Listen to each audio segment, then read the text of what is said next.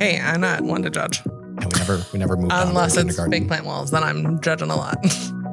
Damn. No, I'm kidding. It's fine. And with that, welcome back to Our Herd, the official Toledo Zoo podcast, where we get roasted by our guests.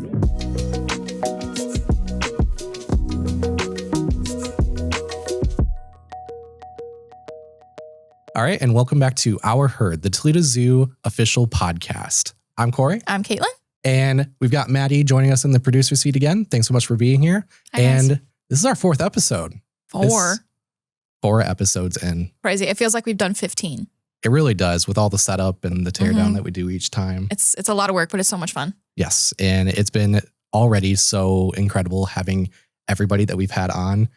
Again, I did think that we were going to be learning stuff, but the amount that we've been learning has just blown me away. We had a whole chemistry lesson on our last episode with the aquarist. I learned about like water quality. I learned that Finding Nemo is not accurate at all. Yeah. We've had some really great remarks and comments and engagement with our listeners. And we're very, very, very appreciative of all of those. We want to highlight some of them. Miss Christine says, I have a heightened appreciation of our aquarium and its creatures. Amazing. Thank you for this fantastic podcast. I also have a very heightened appreciation for them because holy cow, they are very smart. Third episode is a killer. Thank you for keeping them coming. We will keep them coming as long as you want them. Yes. Period. Which is going to be probably forever at this point. Probably forever. We've gotten ourselves into it. We can't get out. I ran into so many people just on grounds that are like, I saw you guys in the podcast. Yeah. And keep it up. Like, this is amazing. I've been learning so much. So yeah, not only are we seeing that good response online, like we're seeing it in person on grounds too. Like a celebrity. I'm like, no autographs. Have we reached status? No, not yet. We can't let it get to our heads too fast. I don't know about you, Corey, but this winter was brutal. It was brutal. And I feel like we kind of got robbed of any snowfall here in Toledo, at least. I love snow, and I really wanted like a really good downpour of snow so that we could make snowmen for baby Kirka, the elephant, to run through. We didn't really get to see that this year. She didn't. It's really disappointing, and it was just brutally cold. But you know what? The other day, it was like almost like 70 something degrees outside. It's been amazing. The sun came out from the shadows, and I could feel my seasonal depression. There's a little bit of hope left. Like, literally, like the groundhog was like, is it time yet? We were walking by one of our wild Toledo prairies, and there's literally a groundhog just like, this is great. I was very excited to see that groundhog. Yes. But yeah, spring has sprung. What better way to celebrate than with our very own horticulturist, Miss Mandy Hansen. Mandy, welcome to the podcast. Thank you so much for being on. We felt like April was like the perfect time to bring you onto the podcast. I agree, obviously. April, these like bookend months are kind of my time to shine. They're my favorite. In April, we've made it through winter. We've survived. Like all of the plants that I planted in the fall that I've been low-key obsessing about for months. I'm like, did you make it? Did we do it? Did I plant you early enough? Did I plant you too late? Or did I mulch you enough? How are we doing, buddies? I am starting to see signs of life. So that's great. And then, like fast forward through summer exists, and then you get hot and sweaty and sunburnt and like attacked by mosquitoes. And then October, summer's over and it's cool and the mums are flowering and the trees are so colorful. And I'm back into like, yes, this is amazing. And then, winter. But then you know what's coming. Yeah, I don't think about it. I like to live in the now. I didn't even think about all the anxiety that you must feel about planting everything from the year prior. Oh yeah. I don't realize how much of my like background brain space it takes up until, I don't know, I'll just be like triggered by something before I go to bed and I'm laying there like, oh God, what if the tulips don't come up? Oh God, like, how am I going to explain this to my boss? Oh God, like, it's okay. It's fine. Plants come up all the time. It's fine. Don't worry about it. The squirrels are probably haunting you. Like you see the squirrels in your nightmares. I have such a hatred for like small woodland critters because they cause me so much anxiety for just like, quit eating my plants, like stay off my lawn. But for wildlife, it's rough. I was talking to some visitors once. They just like mentioned they were like out and about enjoying the gardens, minding their business. And I was just tending roses and they were like, oh, look at the rabbits in the grass. And I was like angry eyes. And I was like, no, they eat so many of my plants. They're horrible. I talked for like 18 minutes to this nice couple about my hatred for rabbits and how in like an alternate universe where I'm an evil genius, I have like released a population of rabbits into the world that have only been fed on like dandelions and thistles. So they stopped eating garden plants, and they were like, okay. 20 minutes later. Yeah. And like years later, I think I was on like a donor tour or something. And they were like, did you work here in like 2015? And I was like, oh yeah, I've been here since 2012. They're like, you're the rabbit girl. And I was like, oh no, my shame. Dang. Don't forget it. Mandy hates rabbits. It's true. Dang. Well, you said that you've been here since 2012. I didn't know that. Yeah. Can you give us like a little background history on like how you got into plants, how you have your green thumb, and then how you got to the Toledo Zoo with your green thumbs? Yeah. Well, so my grandparents were farmers. And so like I grew up, you know, with plants always the center of life. And then one of my grandpas lived with us when we were when I was young. And so he had a pretty extensive vegetable garden that was like the main focus of the house in the summer. And like there were months where you just like couldn't go into the kitchen without getting yelled at because he was canning, and you just like don't go into the kitchen when Poppy Bob is canning because you're going to get yelled at, and then mom's not going to stick up for you. And so you just like play outside, you know, in the mulberry bush. And so plants, there's never really been a time in my life where I can remember plants not being a significant part of what was going on. And I was really active in the FFA chapter that my high school had. And I did landscaping and agronomy and floriculture. I did all the plant related, you know, competitions because they came the most naturally to me. And then in a fit of like teenage angst, I was like, I'm going to go to college for nursing. And everyone was like, oh, okay, weird pivot, but sure. Yeah. Do your thing. And, I really very quickly became aware that, I was not prepared for college level chemistry either. And it was a very humbling experience to be on academic probation for the first time in my life.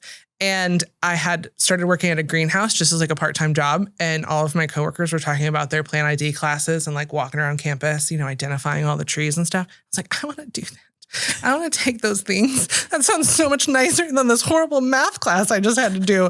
And yeah, so I met with an advisor who was my boss at the greenhouse I was working at, and switched my majors and never looked back. It's been awesome. You decided to go with the creatures, the living organisms that can't talk back. Yeah, and generally nobody minds if you kill a couple of them. Like it's not, you know, there's definitely a few plants in the collection that would definitely result in my termination if I just like came back from the weekend and, you know, the big trees sideways like that would be pretty problematic. But, you know, it's okay if a couple of the bedding plants just like, right.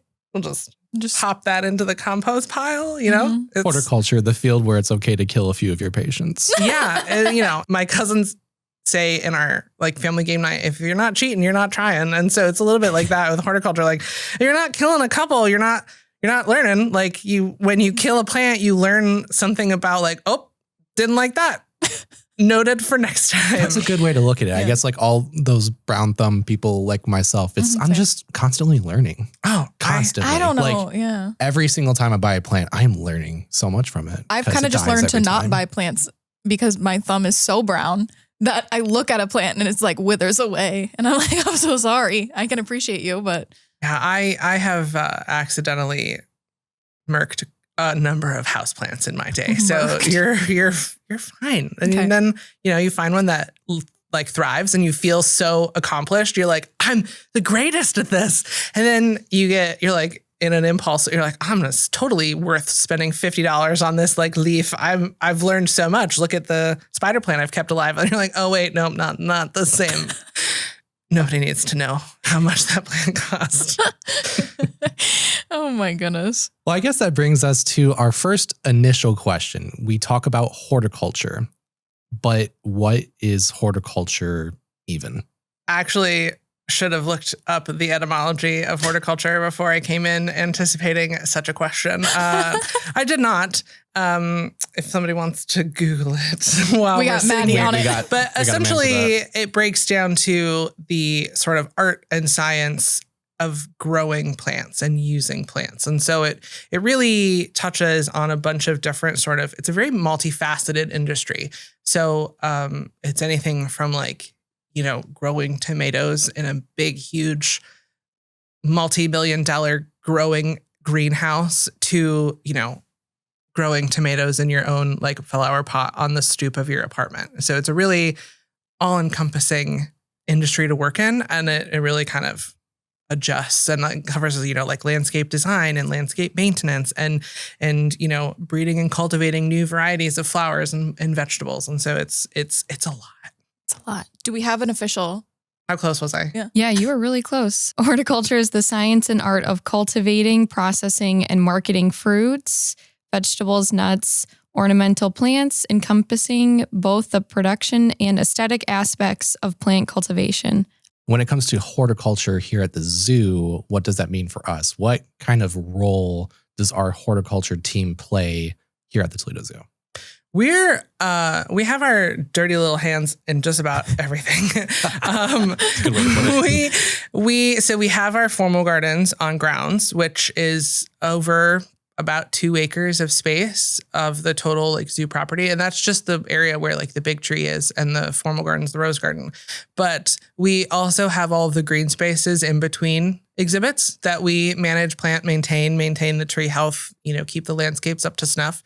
We have our browse team. So our animal diets are all controlled through the vets and the commissary and the animal care staff. But several of our animals get a browse delivery every week. And that's somebody from our staff. And she goes out around the Toledo area collecting various plant material that's been approved to get distributed to the animals. And so she distributes that out 3 days a week. We do the harvest festival that we have in the fall. We, get that set up and taken down. Our staff maintains and puts up the lights before Christmas. We planted all of the bulbs that are blooming now or just about to start blooming. So we do a lot. The orchid show, horticulture helps out with that along with our Wild Toledo staff. So we're all over the place. Really Your dirty little like hands are in everything. Yeah.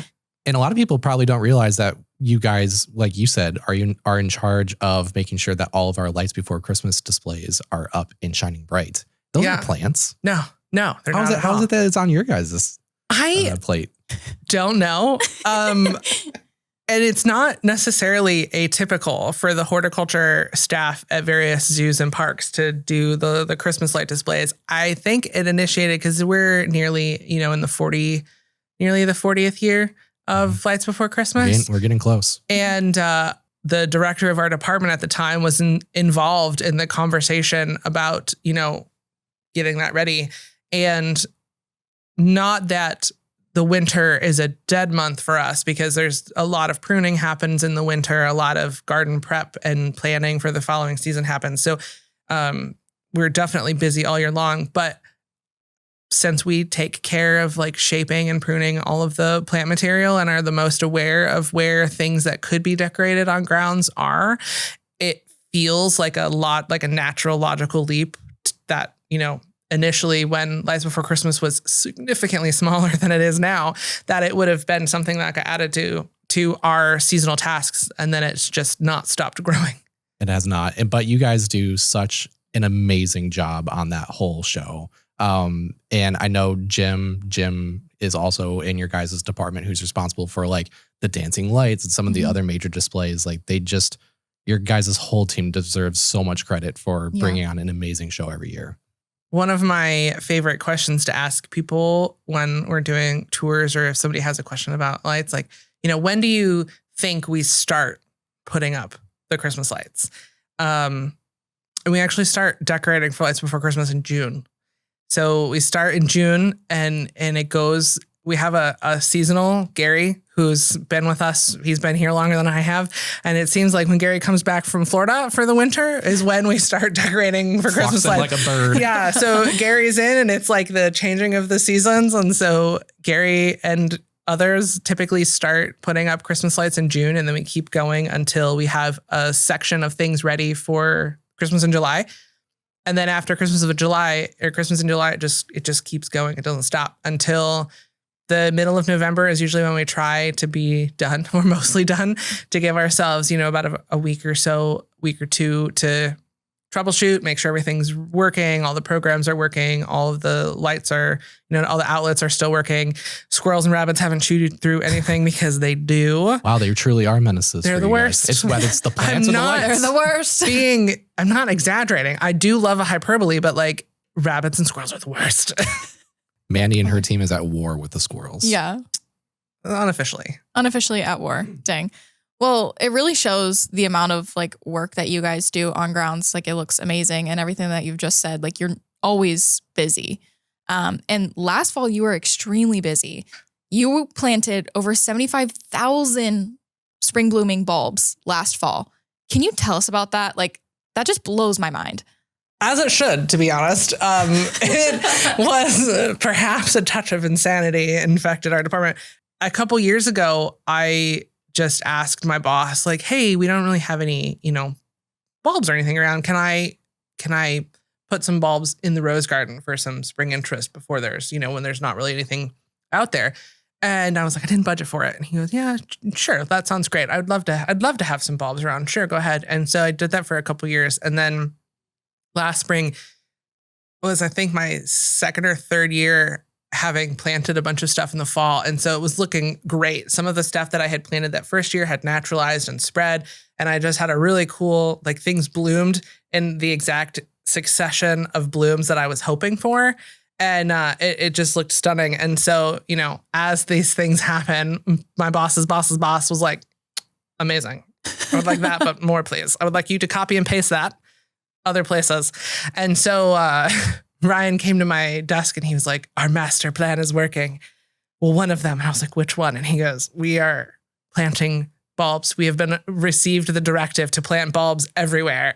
We had sort of a guideline to try to basically create a yellow brick road of flowers, if you will, from parking lot to parking lot, leading guests through the zoo. And we kind of stuck to a color story where everything would make sense together. So everything would be really complementary, and to plant things that would be blooming from essentially now, April Fool's Day, when we're recording this, through the middle of May. So, there's not going to be any time you come to the zoo between now and November where there's not going to be an amazing amount of flowers to look at. And we've so many volunteers come out and help us. We have somehow managed to rope in HR to get volunteer groups from teenage, high school kids doing career visits. And they would come to the zoo. So we had our regular volunteers helping us out. We had our volunteer department sort of put out an all call, and there was just a sign up genius to hey, sign up for a couple hour bulb shift. And then it was any amount of spare time that we weren't spent watering mums or, doing anything like emergency things was, all right, guys, let's grab this down. We're planting bulbs today. What are we doing today, Pinky? I don't know. Same thing we do every day. Trying to plant 75,000 bulbs. Oh my gosh. Well, I really am looking forward to seeing all that work pay off for you guys. Like every day that we're walking out on grounds, I'm like, they're a little bit taller today. Yeah. Oh, I can see a few look popping at the up. little babies. They're sprouting. It's going to be astonishing. It's going to be gorgeous. Yeah. 75,000. It's going to be insane. Yeah. And are you guys are planting those one by one? Yeah. Correct? Yeah. Or are you just dumping whole buckets into crevices? I don't know how to plant. Right. But planting 75,000 bulbs is an impossible task from my perspective. So there's a couple different ways. So ideally, and if you look at the way Martha Stewart does it, if you had a landscape that was just, bedding plants where you could clear everything out. So typically we start taking our bedding plants and taking them, removing them from the landscape, putting them into the compost pile around the beginning of October. And we, post-COVID, don't have very many landscapes that are strictly devoted to bedding plants. Bedding plants are really labor intensive, really water intensive, and they require a lot of hands-on, lots of touches. So we learned that in COVID. I mean, there was already some of that transition happening before COVID, but in the COVID months, In the COVID era. where, we had a lot of landscapes, a lot of like planters around grounds, and that required a lot of watering, setting sprinklers, planting, logistics, ripping it up for compost, that kind of thing. And so we started transitioning into more perennial landscapes and utilizing a lot of native plants in those landscapes. And that really just became an imperative during COVID because we didn't have the people here to put all the hours in to maintain those landscapes to the standard at which we like to keep. And so after COVID, there was quite a push to get the landscapes back up to snuff. And that involved a lot of, increased perennial plantings, which are lovely and are awesome for a lot of reasons. But unfortunately, you can't take everything out, plant 10,000 bulbs, and then put everything back. Like perennials don't play that way. And so there wasn't a lot of areas where we could just blanket clear everything, put all of our bulbs in our spacing, neat little rows spaced out nicely, and then cover it back up. So most of the 75,000 bulbs were planted individually. We have the old timey little like bulb planters. They're about this big and it's just a tube and you can just turn it into the soil. They have like line markers on the side. So it tells you how deep the hole you're digging because different bulbs they prefer to be planted at different depths. Of course they do. Naturally. They're very picky. Yes, of course. Yeah. Just because we can kill a couple of our things doesn't mean that we want to necessarily. There's not, we're not, that's not the goal. Right. So we had the old timey planters that we would use. We have these things called pro pluggers, which basically look like a pogo stick without the spring. And it's just a hollow metal tube you can like jump on and twist. Hold on, I brought this thing out just in case if I needed to pull up anything. What did you say that was again? I don't know polo plugger? I don't know that that pro plugger is going to be in Gardenings for Dummies. Yeah, we knew that this book would come in handy. Oh, look, something about bulbs. I'm learning all. Okay. It came in handy. So, yeah, for context, Mandy is really good with big words, and I'm just not. So, I really did need to bring this out today to make sure I knew what you were talking about. I feel like I've been so responsible with my words so far. You have been, but you can go unhinged. This is an unhinged podcast, so we can do whatever we want. But yeah, so we use the Pro Plugger a lot. And then we also have big drill bit that we'll add to the end of a handheld drill, and it's just like a giant auger on a stick, and so you just drill holes into the ground. And there were quite a few days where I was out doing that, and people would be like, "What are you doing?" I drilling holes. Yeah, I'd be like, "Oh, I'm just looking busy." They're like, looking busy. Wait, what? Like, so I'm Philly's back in later. No. We're planning just creating tripping hazards. Yeah, no, just nothing to see here, folks. Are you ready to do this every year now because of how amazing it's going to look? Well, most of what we planted are naturalizing. So most of what we planted should, touch wood, come back year over year. Of course, squirrels and chipmunks love to dig up bulbs, but we planted 75,000 of them. So I'm assuming there will be enough left over that they can't get them all. And if they do, they deserve whatever squirrel coronary artery disease they get because nobody should eat 75,000 of anything. Dang. So we shouldn't have to. Is that in the book, squirrel coronary artery disease? I made that up. You'll have to ask. You'll have to ask. It's like an advisory in the book. You'll have to ask the vet staff whenever they take a turn on the podcast. What diseases can squirrels and chipmunks get from eating 75,000 tulip bulbs? Dang. With all the gardening and the typical horticulture tasks, that's all great. We're here to talk about it. But with you specifically, you get yourself into all kinds of other mischief around the zoo. Yes, I do. We did this big water lily competition with you over the summer, and you have all kinds of things that you brought with you today and all kinds of programs that you're doing. So let's start with the water lily challenge. What was that all about? And how did we get ourselves into this? It was amazing. I have spent so much time thinking about that. It was one of my favorite things I've ever done. It was just kind of unhinged. We love unhinged. It was completely unhinged. Yes. It was delightful. I have a tendency to just have an idea and then be like, "Ooh, this would be fun." And then my boss usually lets me try it out. He's very good at harnessing my insane. Usually. We can relate. For the better. Mm-hmm. Yeah. And so we had them out in the pond, we did a video about them just randomly because I was like, look how cool these are. Please let me talk about how cool these are. You, like you said, you always have like crazy ideas, and then you'll email us and you'll be like, here's my crazy idea if you want to do it. And I'm always like, well, duh. Yeah, of course. And so, yeah, I remember filming that first video and I was like, what is this spiky large plant that I could fit my child on? Yeah. I don't have a child, but if you did, you could. If I did, I would put it on that plant. Yeah. And so we just did that video for funsies and posted it. And I think it was the Denver Botanic Garden. They have a big Victoria Lily Way Off challenge every year. And, you know, I don't know how deep our listeners will go down into the plant rabbit hole, but plant people are a special kind of people. And, as we you found out, the fandom goes deep, and it's a niche fandom, but it's vast. And yeah, so Denver was like, hell, we'd love to have you participate in our water lily challenge. And I was like, I've made it. I've arrived. The big leagues. Mandy reached status. It was the best day. And then they kept, when they sent us the list of like all the other gardens that were participating, I was like, oh, what business do we have? When you sent me the list, I'm like, yeah, are there any other zoos? We were the only zoo. No, they weren't. We were. I I would be shocked if we remained the only zoo. But I mean, there were like the Kew Gardens in London participated, the Missouri Botanic Gardens in Missouri participated, the Royal Botanic Gardens in Edinburgh participated, Naples Botanic Garden in Florida participated. I mean, some of the biggest botanical gardens, like for Longwood participated, New York Botanic Garden participated. People who follow botanic gardens and, you know, have plant places as destination vacations. These are plant destinations. Like, we do not belong on that list.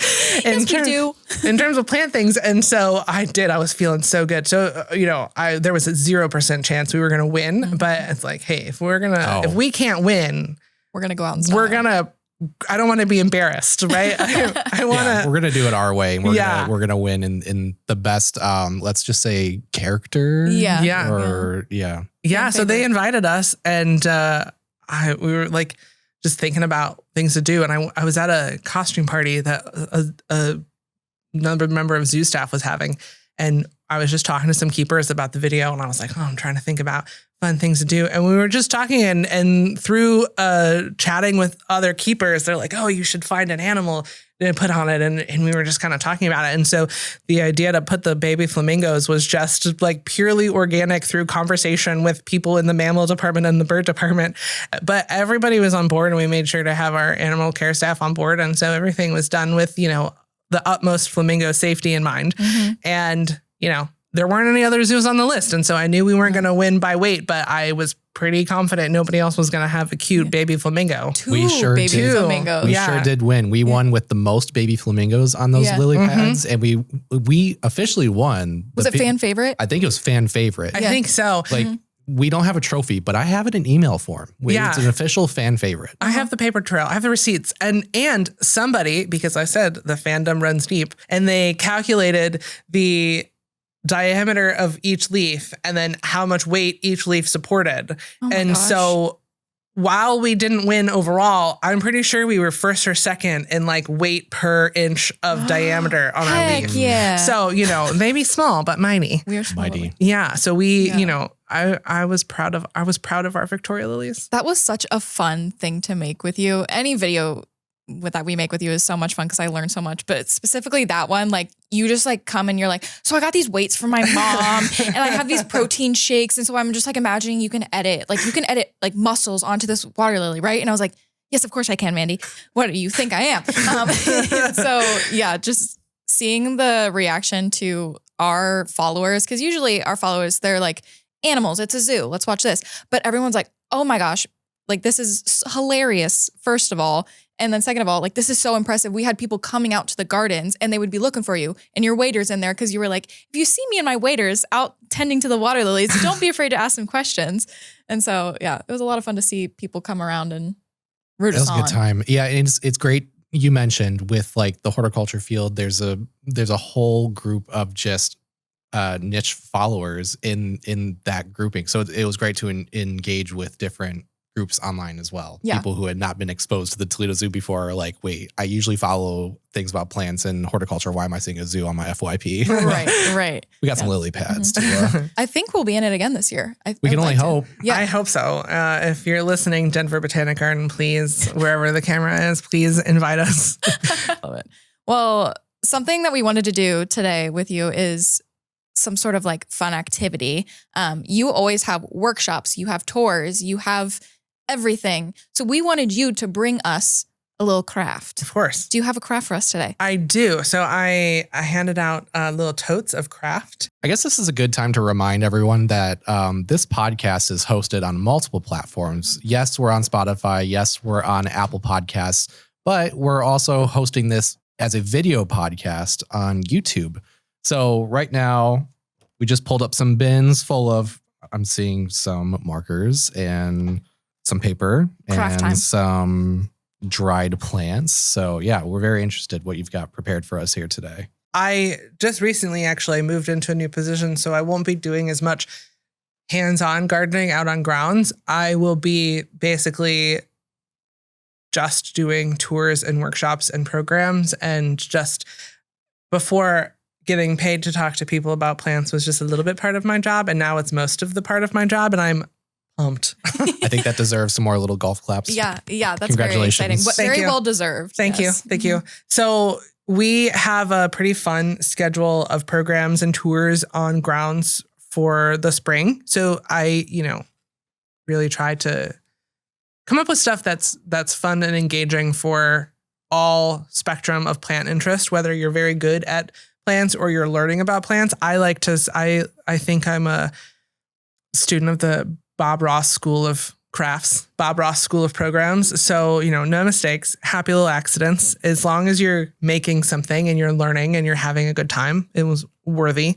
So what we're going to be doing today, we're going to be making flower mosaic bookmarks, because the flower mosaic class, like the picture that's on the desk, was one of my most well-received programs last year. And it was so fun to do because all of the flowers that we're going to be using came from grounds.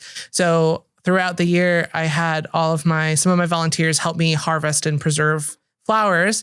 And then we made these mosaics during Mother's Day. So, instead of giving flowers that are just going to wilt and get thrown away, you can make a cute little art piece and give your mom flowers that, you created together. So we're going to be making mosaic bookmarks because one of the crazy ideas that I got approved from my boss is to have a book club this year, Plants and Pages Book Club. Yay. Yes. I don't think we've had one of those before. That sounds cool. I think so. And so, guys, you need to get in on the ground level. It's our inaugural Plants and Pages Book Club year, and it's going to be awesome. Well, okay. So how to craft. Yes. How to craft. Let's go Yeah, over let's that start first. crafting and then you can. So this is the Crafting for Dummies. Did you bring that book too? I just brought the gardening Dang it. one. I didn't. Okay. I wasn't craft prepared. I'll forgive you this one time.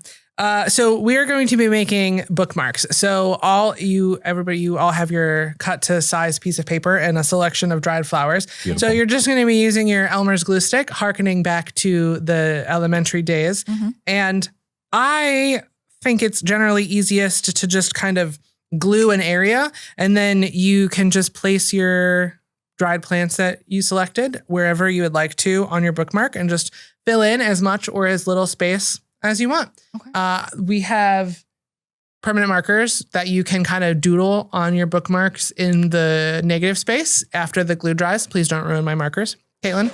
And yeah, so once it's all glued and doodled, you guys have a fancy laminator. And so then we'll just run them through the laminator, and you'll have preserved dried flower mosaic bookmarks that you made with material from grounds. And they make great additions for bookmarks that you'll probably lose in your car or desk, or, you could just have them sitting as a nice conversation piece. Like we said, this is our inaugural book club year. So we're having 4 meetings: spring, summer, autumn, and winter. And our spring book is Tulipomania. And Very it is, fitting. I know, right? Mm-hmm. It's an amazing book about the history of tulips, which sounds like not an amazing topic if you're not a plant person. But tulips have gone through such an amazing journey to go from obscure mountain plant to garden staple.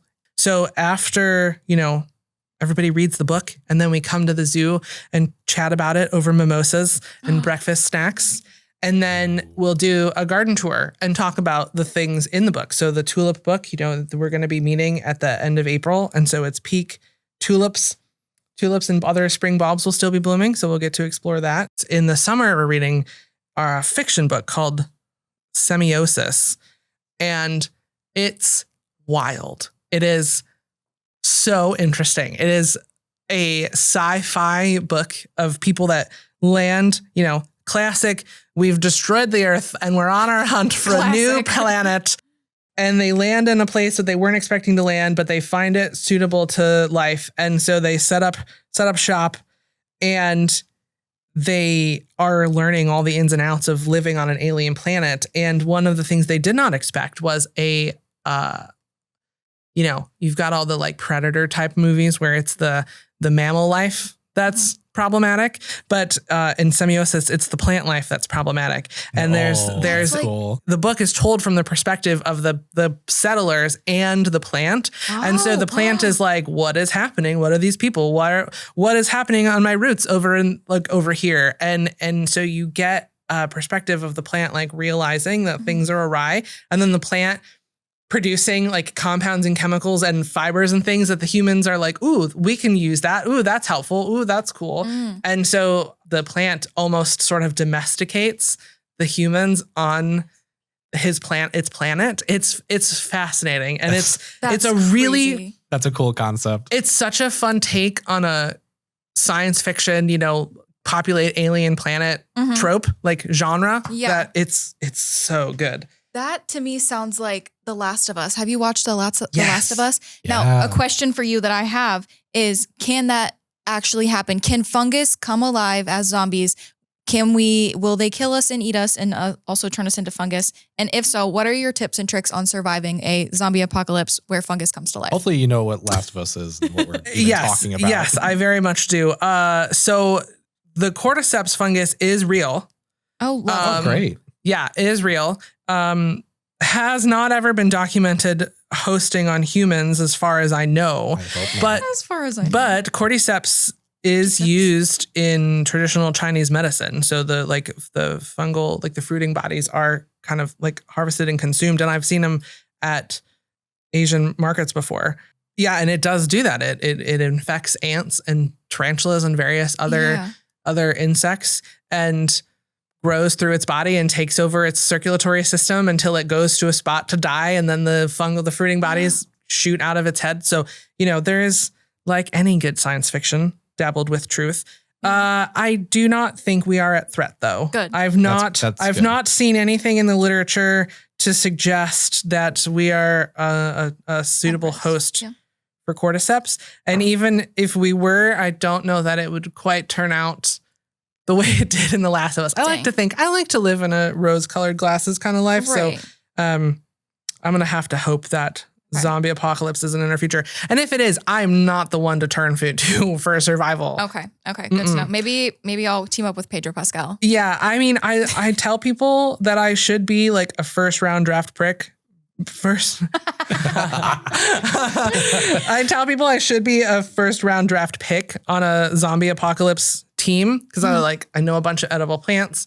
I know how to save seeds. I know a bunch of poisonous plants, to sabotage our rival clans. Right. But I need to be protected. My eyes are crap. If I lose these glasses, I'm useless. I'm slow.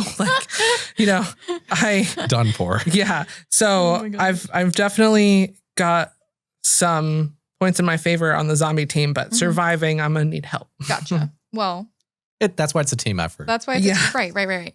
Okay, so mine, I thought I was good at crafts, but this is just a whole nother level. But I think art is subjective. Yeah. It's personal. And so you just have to create a thing. I love it. Thank you. Yeah. I think. You layered yours quite a bit. Draw some little doodles. I'm afraid to layer mine. I need to wait for the glue to dry and then I'll doodle. Yes. Maddie, how's yours coming along? This is what I have so far. I love it. I really love the minimalist take. The minimalism. Yeah. She's a planner. It's a work in progress. Yeah. And so this is something that people can actually sign up to do, correct? Yeah. So the bookmark is just a diet version of the flower mosaic in the framed class. Yeah, that's live on the website along with the book club and the other tours and classes that we have for the spring. And then all the summer programs should be live sometime in May. And there'll be even more tours and workshops to keep an eye out for. Very exciting. And if you have never done a workshop with Mandy or a workshop at the Toledo Zoo in general, I highly suggest you will learn something. You get something beautiful to take home and that you can feel proud of. And you said your book club is going to have like mimosas and like snacks and that sounds like the perfect morning, evening activity. Like right. Going to the zoo. Yeah. Going to go talk with my book club girlies and gals. And we're going to drink mimosas. We're going to eat snacks, maybe have some coffee and talk about plants. Yeah, I know. That's amazing. I'm obsessed. I can't wait. I'm so excited. And I have had people sign up, so I feel so validated. I'm like, it's Yay. working. Validated. It's working. Well, I'm very excited for that. Mandy, since we've mentioned this multiple times already, you are, again, one of the smartest people that I have ever spoken to. It's a lot of pressure. So I wanted to ask you, do you have any like obscene plant facts? I do. A lot of them are situational. And so it ends up in a lot of like at the bar and I'll be like, well, actually, I'm that well, actually kid that no one likes inviting to places. One of my favorites that maybe is not necessarily fun, but vegetables don't exist.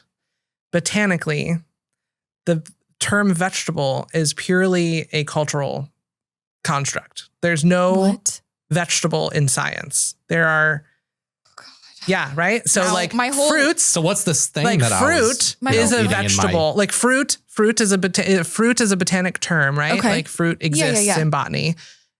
Tubers exist in botany, so like potatoes. Okay. But like vegetable is just an umbrella term that contains other plant parts. So like botanically, there's no such thing as a vegetable. My mind is blown. So what do I call it? Like I can see with my own eyes. What are you telling me? It doesn't exist. It's not like, you know, if I said, oh, that's blue, right? Like scientifically it's blue because of the way the wavelength is absorbed and reflected. Like there's a scientific explanation of what blue is. But if I said, oh, that's royal blue with hints of cyan, you're like, calm down, Hues and Cues art class. Like it's blue, right? So there's a lot of subjectivity to the science. Sure. So vegetable is the subjectivity, like the classification of a vegetable is the subjectivity to the science of botany. It's a term that encompasses botanical things like seeds and tubers and corums and fruit and compound fruit and all kinds of things, but there's no vegetable in botany. I'm confused as to what it's called then. So is it just non-existent, or is vegetable, like, are the vegetables that we know of, like vegetables are fruit? Vegetables are all either fruits or compound fruits or tubers or leaves. Like, things are vegetables. You're not wrong. Like vegetables, it's a culinary term. It's a cultural term. Okay. But it's not a botanical term. You would there's no like definition. There's no hard line definition of a vegetable. You can't look at a vegetable and say, oh, a vegetable happens when the stem tissue, starches are stored in the stem tissue swollen underground to blah, blah, blah, blah, blah. Like you can with a corum or a rhizome. But vegetable is a culinary term. It's a blanket term that includes a bunch of botanical terms. Okay. So next time your parents say, eat your vegetables, say, you absolutely vegetables aren't real. You absolutely They're not can. even real. But yeah, tomato are botanically fruit and lemons are botanically berries. Don't ask me why. Interesting. A lemon is don't ask me why. Yeah, that can be more for Googling. I'm pretty sure. I'm pretty sure avocados are botanically berries as well. What? Yeah, I know, right?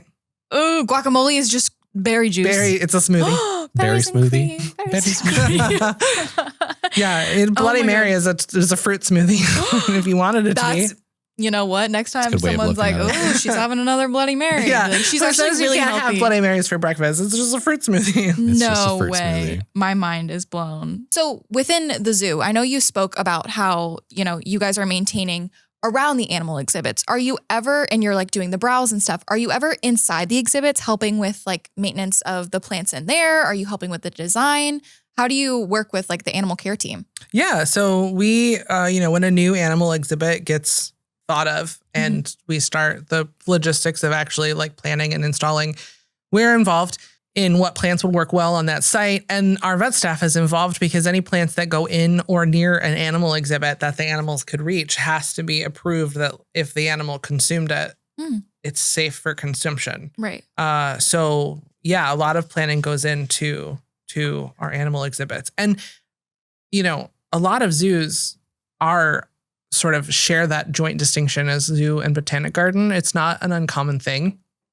And I've actually heard some other zoological horticulturalists say something along the lines of, people come to zoos for the plants, they just don't realize it. Because if you imagine coming to the zoo and you photoshopped out all of the plants, it would be paths, buildings, and hardscapes and animals. And that doesn't sound like a place where you'd want to necessarily spend your time. And so the plant addition, the green space, really make zoos destinations, right? They really go a long way towards increasing the value and increasing the positive experience that people have at zoos. And you just don't necessarily think about it because most people don't really think about plants as much as I do, but or at all. And so any new exhibit that gets put in, we're involved in planning and planting the plants that go in. Any new just recreation area, like a new cafe or something, the landscapes around that we do. And yeah, we have our dirty little hands and everything. Literally. Well, that's so cool. I remember 2 summers ago, you guys were helping out with the native turtle yard, installing native plants in there. And that's like one of my favorite new exhibits. It's just so cool. And you're right. Like if it was just a pond with turtles, it'd be sad, but you're seeing all these native plants that are in there and how the animals interact with it. And it's cool to know that you guys are doing that. I'm not one to start beef, but I'm just saying botanic gardens exist, right? Like places where it's just plants and no cute, charismatic mega fauna bebopping around, being TikTok superstars. Botanic gardens exist and they're destination locations. But you'll not find a good zoo that's free of plant material. So I'm not saying we're the most important, but you're up there. It couldn't happen without you. Thank you. You said it. I didn't say it. I appreciate. I filled in the blank. I appreciate the layup, Corey. Thank you. You mentioned like the native plants in the turtle yard. We have our Wild Toledo department, which is our other plant facing department, and they're producing thousands of native plants native to the Northwest Ohio region that get planted on grounds and installed at homes and other businesses in the Toledo area and afar. And it's a concrete example of a small change that has a cascading impact. And it's something that we can do on grounds like in our native turtle yard and not only showcase native animals, the turtles, but also showcase native plants and then have the opportunity to have the conversation of how these two things play together and why they're part of the same ecosystem, why one is important to the other and vice versa. And it's just a cool window to have a fun conversation. I guess that's a good chance to go over just some of like the basic questions I had pulled aside just for those like myself who are like, I just want to know what are like the easiest plants that I can get to just keep alive, whether it be in my house or my garden. You mentioned natives and how they're hardy in this area. Yeah. Would natives be a good idea for like a home garden even?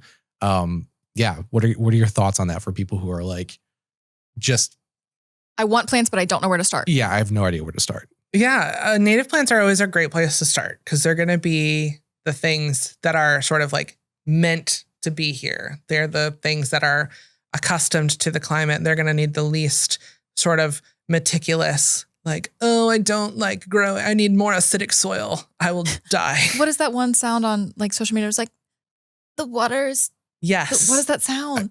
Don't We're look at going to me. insert it now. Yes. So It's too hot. The pH of the water soil is too high. I must expire. And then you're like, heck yeah, concrete. And then it's like a dandelion just like growing.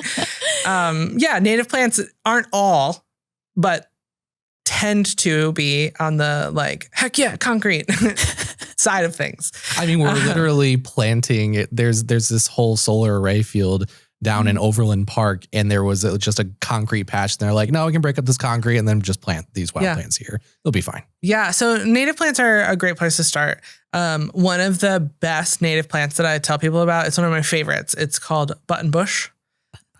Cephalanthus occidentalis, if you want to be fancy with the scientific name. I do not. I like learning buttonbush. scientific names is a great way to flex on your friends. I'm not going to lie. It makes you feel so superior when you're out in a park. And I you're mean, like, it's been established here. Yeah, it's great. I am lesser. Again, your words. The things that go into determining why we plant what we plant. It's not a straightforward thing, right? There's usually, why am I planting this? Because I want butterflies. And so you think, oh, butterfly bush, it's in the name, duh, right? Butterfly bush is an exotic plant and it's invasive. We want to make sure that we're planting things that are ecologically responsible, and butterfly bush isn't necessarily ecologically responsible anymore. So if you're in the situation where you need to replace a butterfly bush or you're looking to plant something new, you want to attract butterflies? Okay, let's look at something that's going to be non-problematic that will attract butterflies. And buttonbush does that. And something that flowers, buttonbush does that. They're cute balls of white flowers instead of the long purple ones, but they're still cute. And then those seeds, those flowers persist as seed heads on the plant. And so even throughout the summer, it's like a plant that's decorated with its own sort of Christmas baubles. There'll be all these cute little round seed heads on it, and it will spread a little bit. It will kind of thicket, but it's not aggressive. You're not going to find it taking over your yard. It's, got some decent fall color, and it's a native plant that is really adaptable to soil, dry soil. I've seen it growing in standing water in Georgia. Like, it's one of the most adaptable shrubs that you can plant. It tolerates pruning really well. It tolerates various light levels really well. It's just a great gateway plant. Great gateway native plant. That is great to know. Gateway plant. Gateway plant. The gateway plant. That we also happen to sell. Yeah, I was going to plug that. Yeah. So, like, for anybody who's listening, is like, and if you happen to live in the Midwest or Northwest Ohio, and you're like, where the heck do I get these plants? Yeah. Every year, we have a whole program dedicated to selling plants and installing plants. It's our Wild Toledo program. So if you go to wildtoledo.org, we have a plethora of native plants that you can choose from that are perfectly suited for this region. I know that on the website, you can seriously go through and select, well, what's good for this amount of sunlight? What's good for this? What's good for that? It has all those filters in there for you to help you out. If hearing all that gives you too much anxiety and you're worried about screwing it up, great news. They offer installation services as well. Yeah.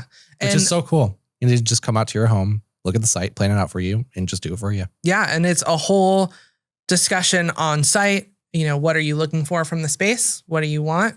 They offer different plans of, just installation, just quote, just plants, installation and maintenance. And so, yeah, that's all. You can check out the Wild Toledo website for information on who to contact to get that planned out. And they do, there's no, it's not like, oh, I only have a tiny yard. That's fine. They love tiny yards. Mm-hmm. It's a quick project. Tiny yards are great. Mm-hmm. If you have a huge yard, that's fine. They also love big yards. Like it's a really great. Don't discriminate on the size of the yard. Mm-mm. It's been a great fit for this region because, like, not only is it helping homeowners being able to figure out installations for their homes and plants that are easier to take care of and helps the wildlife, but it's also, again, creating more and more ecosystems in our urban areas here around Ohio and even in Michigan. And I don't know, they're all over the place now. They are. Planting native plants really minimizes the potential for your choices to have an eventual negative impact on the broader environment. And a lot of damage is kind of already done, but then we don't have to lean into that. We don't have to keep making bad decisions. And so that's, a really fun part about horticulture. It's a very much like the other conversations you've had with the zookeepers. It's a growing industry. Horticulture is different now than it was 10, 20, 50, 100 years ago. And it's, fun to get to learn the changes in the industry and the changes in sort of garden ethics. This Mic has drop. been great. Mic drop. Work out. Oh my gosh. Well, we appreciate you so much for being on this podcast and talking with us today. I feel like we could just go on and on for hours because that's how it's always been with you. But Truly. Again, just even for this short amount of time that we've been able to talk, it's been wonderful. Oh, thank you. So we appreciate that. Thanks. Well, it was great to get to chat with you guys. And I promise there is more horticulture staff than just me. It's just nobody else likes to be on camera. Mandy loves to be on camera. We love to have Mandy on camera, and you will be seeing more Mandy in the future. 100%. Yes, We can assure only that. hope. We can only hope. Well, to say thank you for being on this podcast. I don't know if you've seen, but we have made you your very own poster for the show. I can't wait. Madame Flora. Love it. No notes. I wet my plants. That's the title of this episode. So to explain this one, we got some water lilies in the background with 2 baby flamingos on it as well. You have your scepter with a water lily flower. You have a flower crown.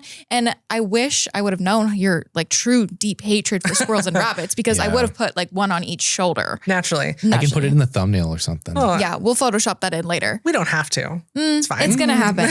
But we would love to get your signature on this guy so we can add it to our wall of fame. Well, Mandy, again, thank you so much for being on this podcast. I've learned so much. And I really hope that all of you listeners and watchers have learned as well. If you're interested in any of Mandy's horticulture happenings, as she might say, or our other horticulture staff's happenings, please check out our website.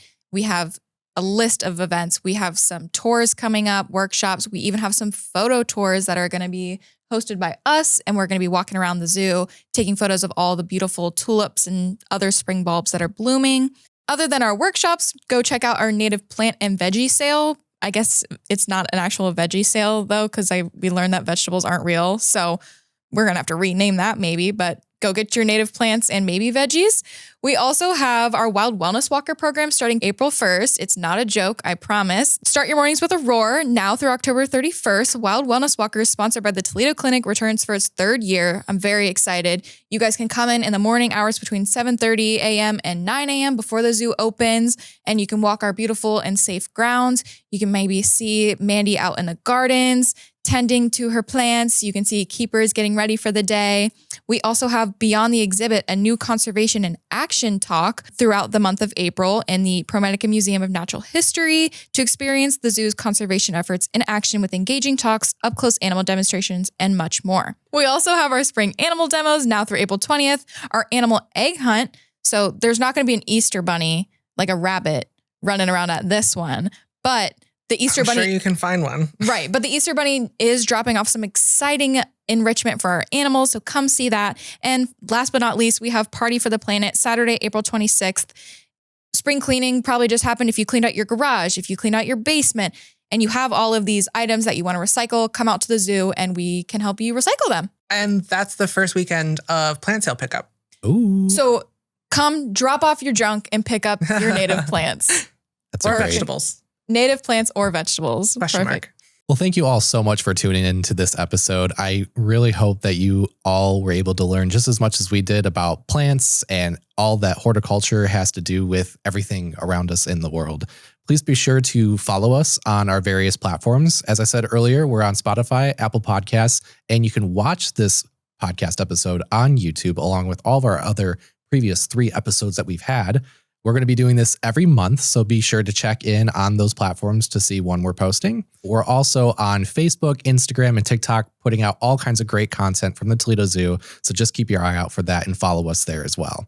Please be sure to leave a comment, give us a review. We want your guys' feedback. We want to know what we can be doing better on the podcast, what you guys want to hear about, or just general appreciation. We always love to see that there's a lot of support going out there to keep this thing going. Thank you all so much again, and we'll see you next time.